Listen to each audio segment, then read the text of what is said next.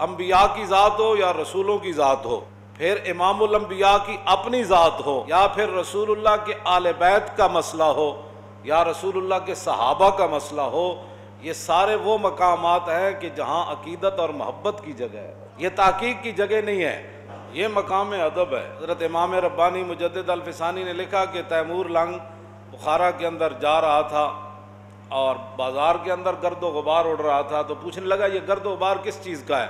کہنے لگا حضرت بہاؤالدین نقشبند بخاری، نقشبندیوں کے امام اور پیشوا، ان کی جو درگاہ ہے نا اس کی چٹائیوں کو جھاڑا جا رہا ہے۔ تو وہی رک گیا اور وہ گرد و غبار اپنے ناک کے ذریعے اندر اپنے دماغ میں لے جانے لگا۔